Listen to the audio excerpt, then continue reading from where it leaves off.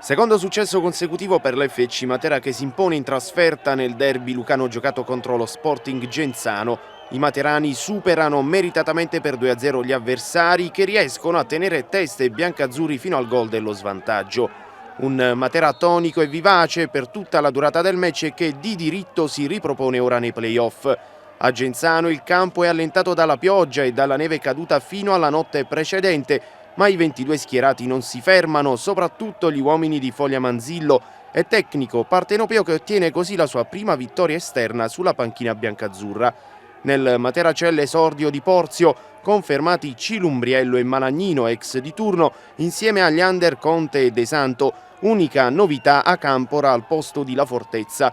La prima occasione capita ai biancazzurri al 6° minuto con Porzio, che recupera palla a centrocampo, salta un avversario e si invola verso la porta genzanese. Il portiere avversario è costretto ad uscire con i piedi dalla propria area per anticiparlo.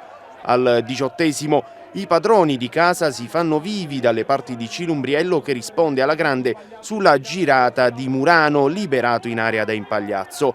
Poi al 27° rigore non concesso ai materani per atterramento di Albano ad opera di Masturzo, evidente la trattenuta ma l'arbitro non segnala. Si vola al 43°, palla in area biancazzurra di Salvini, sbuca Impagliazzo che colpisce debole di testa, blocca Cilumbriello. Sulla ripartenza, palla che giunge ai genzanesi ma è lesto Malagnino a recuperarla a centrocampo, dialoga poi con Porzio e si presenta al limite dell'area, da dove calcia angolatissimo col sinistro e dal portiere avversario non resta che raccogliere la sfera alle sue spalle. Dopo un minuto di recupero si va negli spogliatoi. Alla ripresa delle ostilità il Genzano ci prova ma è in evidente difficoltà. Al 7° punizione dalla sinistra di Porzio, dall'altezza dell'area piccola potentina sfiora di testa Martinelli, con i pugni respinge l'estremo difensore locale Borrelli. All'11° e 30 illusione del raddoppio materano. Naglieri lancia ancora in contropiede, ingresso in area e conclusione rasoterra angolata. Il portiere è superato ma la palla sfiora il palo.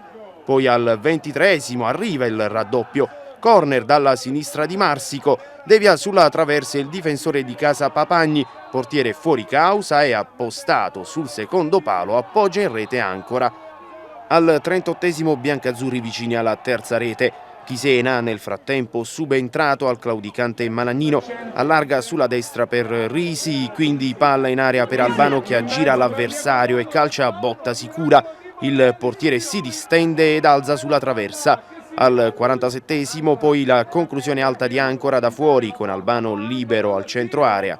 Chiude il match per una vittoria ampiamente meritata dai materani.